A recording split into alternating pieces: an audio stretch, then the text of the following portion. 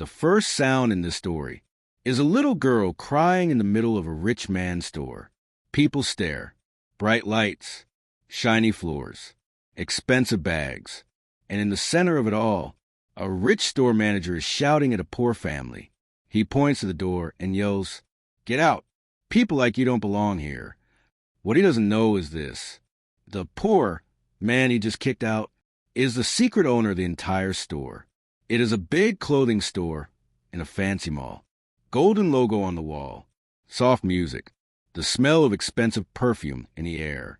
Mr. Carter, the store manager, walks around in his perfect suit. Silver watch. Slick back hair. He talks to the staff like he owns the world. "Make sure rich customers get the best service," he says. "If someone looks poor, don't waste time on them." The staff nod. No one dares argue. The glass doors open with a soft sound. A small family walks in. Daniel wears a simple old shirt and faded jeans. His wife, Grace, holds a worn handbag. Their little daughter, Mia, wears sandals with one strap broken and taped. Mia's eyes shine when she sees the rows of shoes and clothes. "Wow! Mama, look," she whispers. "So many shoes." Grace smiles softly. "We're just looking, okay? We don't have much money." Daniel looks tired, but he smiles at his daughter. He has dark circles under his eyes. He works 2 jobs. He sleeps very little. Today is special. Tomorrow is Mia's first day at a new school. He promised her new shoes. Just 1 pair. A small dream. They walk to the shoe section. A young salesgirl, Sophie, comes over. She looks kind. "Hello," she smiles. "Can I help you with anything?" Daniel says, "Yes, please. I need school shoes for my daughter. Something strong but not too expensive." Sophie nods and shows a small pair of black school shoes. Mia tries them on. They fit perfectly. She walks a few steps and spins. "Baba, look. They don't hurt," she laughs. Daniel's eyes fill with tears. He turns his face so no one sees. He takes a deep breath and goes to the counter. Sophie scans the shoes. "That will be 60, she says. Daniel slowly takes out his wallet. There are a few notes, a small card. He gives a card. The machine beeps. Declined. The sound is small, but it feels like a slap. Sophie looks at the screen. Her smile fades. Sir, I think the card didn't go through. Maybe try again." Daniel feels his stomach drop. "Try again, please," he says, his voice shaking. Beep. Declined. Behind him, someone sighs loudly. "What's taking so long?" A woman with a diamond necklace looks annoyed. She whispers, but loud enough for others to hear. Some people don't even have money, but they come to rich stores just to play. Mia looks up at her father. "Baba, did it work?" she asks softly. Daniel forces a smile. His hands shake. "Maybe the machine is wrong," he says. I'll pay in cash." He opens his wallet. He counts slowly. Not enough. Grace sees his hands. She puts a hand on his arm. "Daniel, leave it. We will manage," she whispers. Before Daniel can answer, a sharp voice cuts through the air. What is going on here? Mr. Carter walks over, annoyed. Sophie explains, "Sir, his card isn't working. He's trying to." Mr. Carter raises a hand. "I can see what's happening," he says coldly. He stares at Daniel from head to toe. Old shoes, simple clothes, tired face. "A man like you," Mr. Carter says, loud enough for everyone to hear, "should not waste my staff's time. This is not a charity shop." Daniel's face burns. "Sir, I'm sorry," he says softly. "I thought I had enough." Mr. Carter steps closer. "Do you even realize how expensive this place is?" he sneers. "You bring your poor family here just to feel rich for a few minutes?" People around them stop and watch. Some look shocked. Some pretend not to see. Mia's eyes fill with tears. "Please, sir," Daniel whispers.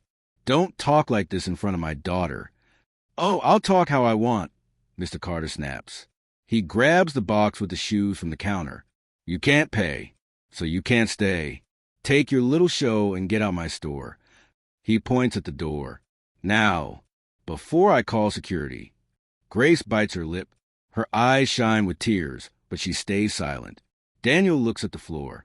His hands are clenched so tight his knuckles turn white. He takes Mia's small hand. "Come, princess," he says, voice breaking. "We're leaving." Mia looks at the shoes. "Baba, did I do something wrong?" she whispers. Daniel feels his heart tear. "No," he says softly. "You did nothing wrong." They walk toward the door. People move aside. As they pass, many look away in shame. Only one man looks at them with sad eyes. The security guard, Eli. An older man with kind wrinkles on his face. He watches Daniel carefully. There is something in his eyes. Respect. And a secret. As Daniel steps out, Eli leans forward and says quietly, "Sir, are you sure you still want to stay silent?" Daniel stops. For a second, his eyes turn hard. Then he looks at his little girl, still crying, and shakes his head. "Not for long," he whispers. The doors close behind them. The rich manager smiles and straightens his tie. He thinks he has won. He has no idea his biggest humiliation is about to begin. If you saw this in real life, would you stay silent? Outside the mall, Daniel, Grace, and Mia sit on a bench. Mia wipes her tears with the back of her hand. "I don't want shoes anymore," she whispers. "I don't want to go inside rich places." Daniel's chest feels heavy. He kneels in front of her. "Listen to me, Mia," he says gently. "You deserve every good thing. What that man said is about him, not about you." Grace touches his shoulder. "We can buy cheaper shoes from the market," she says. "I know you tried." Daniel nods, but his eyes are distant, thinking, fighting. He watches people walking in and out of the mall. Some laugh. Some hold big shopping bags. He remembers something. A signature. A contract. A promise he made to himself. Grace sees his face change. "Daniel, what is going on in your mind?" she asks. He looks at her. "Do you remember when I worked day and night on that small shop?" he asks quietly. "The one you started with your friend?" she says. "Before this big store?" Daniel nods. "That small shop grew," he says. "We opened more branches. Then a company wanted to buy in. They needed someone to invest, to design, to plan. They needed someone who understood customers." Grace frowns. "You told me you sold your share," she says. Daniel shakes his head slowly. "No," he says. "I didn't sell. I stayed silent. I chose to be the silent partner, the secret owner. I wanted to see how people behave when they think you are nobody." Grace stares at him. "You mean this store?" Daniel nods. "This store. This logo. This branch. I helped create it," he says. "I put my money, my ideas, my life, but I never used my name on the board, only on the legal papers. Only a few people know. Like Eli." Grace covers her mouth in shock. "So that manager," she whispers, "he shouted at you in your own store?" Daniel looks back at the glass doors. "Yes," he says softly. "He threw my family out my own store." There's a long silence. A car horn sounds somewhere in the distance. The sun is hot. The world moves as if nothing happened. Then Daniel stands up. "Not today," he says. "Today, I will not stay silent." He takes out his phone and makes a call. "Hello, Mr. Kane? It's Daniel," he says. On the other side is the company's main director, Mr. Kane. A calm, serious man. "Daniel," Mr. Kane says, "I was just reviewing the monthly reports." "What's wrong? You sound upset." Daniel looks at the store. "I need to visit the central branch," he says. "Today, right now, there's a problem." Mr. Kane hears the pain in his voice. "I'll be there in 30 minutes, he says, "and I'll bring the contract files." Grace whispers, "Daniel, are you sure about this?" He nods. "No one insults my family in a store that exists because of our struggle," he says. He turns to Mia. "Princess, remember that man who shouted at us?" he asks. She nods. "Soon," Daniel says softly, "you will learn what it feels like to be small." Inside the store, Mr. Carter is happy. Sales are going well. He got rid of trouble. He feels powerful. He laughs with another staff member. "Did you see that man's face?" he smirks. Always fun to watch poor people pretend to be rich. Sophie, the salesgirl, bites her lip. Sir, I don't think you should have spoken to him like that, she says quietly. His daughter was crying. Mr. Carter rolls his eyes. You're too soft, Sophie, he says. If we let poor people hang around, rich customers feel uncomfortable. We have a standard to maintain. He straightens his tie and checks his watch. A little later, Eli, the security guard, walks up to him. Sir, Eli says, there's a man asking to speak with you in the office. Mr. Carter frowns. Who is it now? He snaps. Eli looks at him carefully. He says you already met him this morning. Eli replies. He's with his family. Mr. Carter laughs. Oh, the shoe man, he says. Why did you let him in? I told him never to come back. Eli's face stays calm, but his eyes are sharp. Sir, he says slowly, I think you should go. Something in Eli's voice makes Mr. Carter uneasy. He walks toward the office. When he opens the door, he stops. Inside, Daniel is sitting calmly on a chair. Grace and Mia sit beside him. On the table there are files, official-looking papers. A laptop is open. Next to them stands Mr. Kane, in a neat suit, holding a folder. He turns when Mr. Carter enters. Ah, you must be Mr. Carter, Mr. Kane says. Mr. Carter smiles quickly. Yes, sir, he says. Welcome to our store. I wasn't told you were coming today. Mr. Kane's face is serious. I came because of this man, he says, pointing to Daniel. And because of you. Mr. Carter glances at Daniel and scoffs. Sir, I hope he didn't disturb you, he says. This man caused a scene in the store earlier. He tried to buy things he couldn't afford. I had to. Mr. Kane raises his hand. Stop talking, he says coldly. The room goes quiet. Eli stands near the door, watching. Mr. Kane opens a folder. He takes out a document and lays it on the table. Mr. Carter, he says slowly, do you know who this man is? Mr. Carter looks at Daniel. A poor troublemaker? He says, trying to joke. Mr. Kane's eyes turn hard. No, he says. This man is the reason the store exists. Mr. Carter blinks. What do you mean? He asks. Mr. Kane slides the document across the table. Read the name of the majority silent partner, he orders. Mr. Carter leans closer. His eyes move over the words. And then they stop. His face drains of color. Daniel Reed. He looks up at Daniel. His mouth opens, but no sound comes out. Daniel stands up slowly. He looks straight into Mr. Carter's eyes. In simple words, Daniel says calmly, I'm the secret owner of this store. The room feels colder. Mr. Carter's hands begin to shake. For a moment, no one speaks. You can almost hear Mr. Carter's heart beating in his chest. He stares at Daniel like he is seeing a ghost. That's impossible, he stammers. You can't be. You were wearing cheap clothes. Daniel gives a sad smile. Yes, he says, I wear simple clothes. I come with my family like any normal customer. I walk around my own store without telling anyone who I am. He takes a step closer. Do you know why? He asks.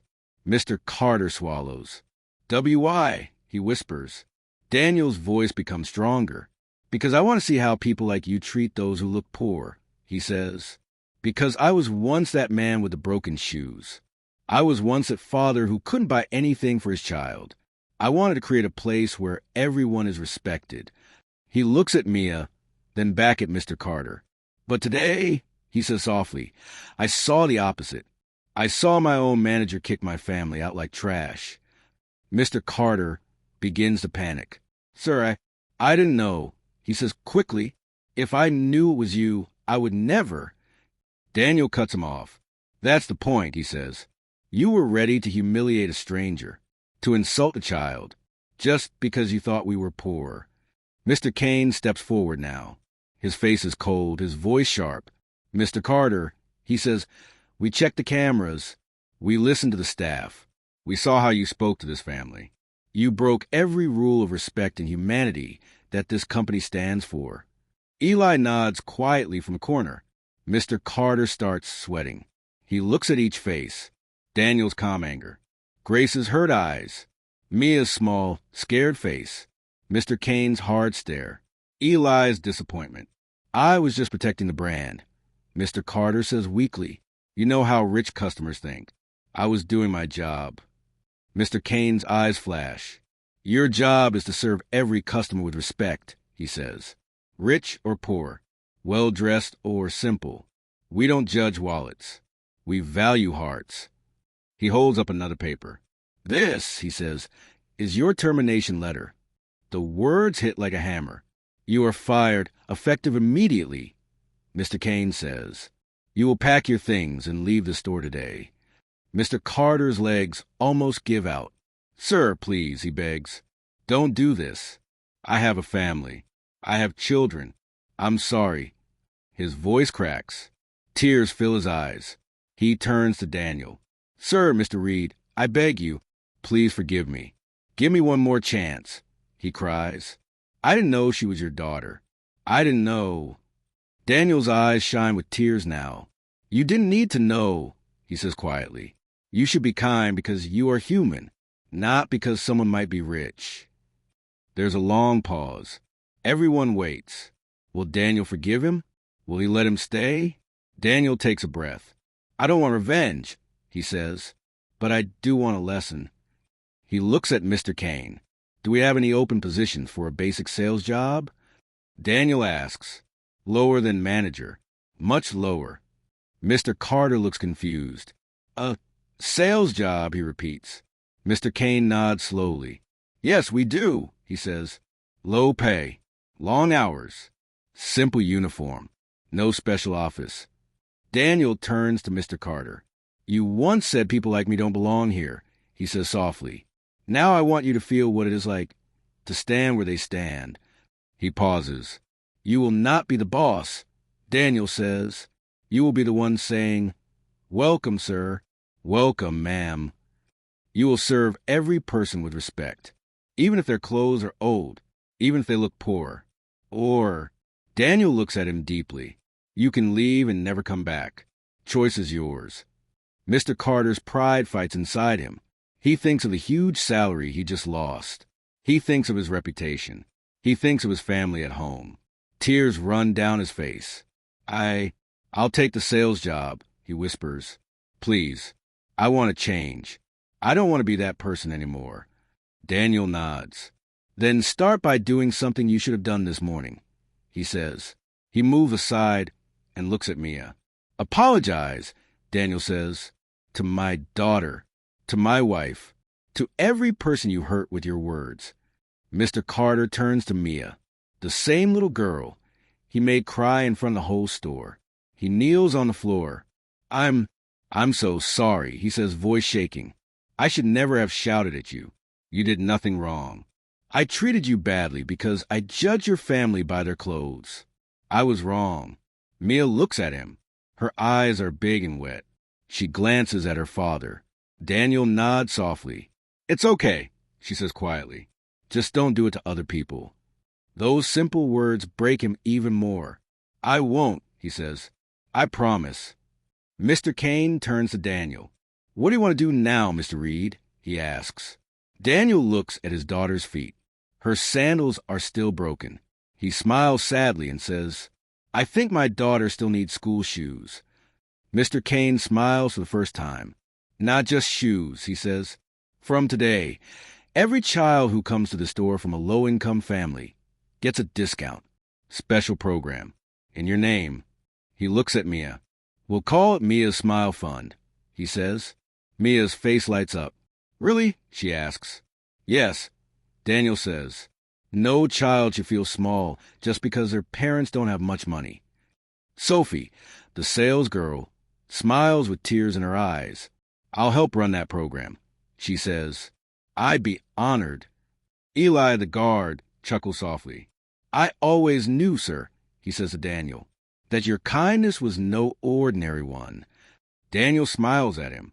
Thank you for reminding me not to stay silent, he says. Later, as they walk out of the store, Mia is wearing her new shoes. She walks proudly between her parents. People watch with respect now. Some even whisper, that must be the owner's family. But Daniel still walks in his simple shirt. He doesn't need to show off. Grace looks at him. "Today you didn't just protect our family," she says. "You changed that store forever." Daniel squeezes her hand. "I hope so," he says. "And I hope one day Mr. Carter truly learns what kindness means." He looks at the big shining logo of the store. He remembers the little boy he once was, the times he was thrown out of shops, the times he went home with empty hands.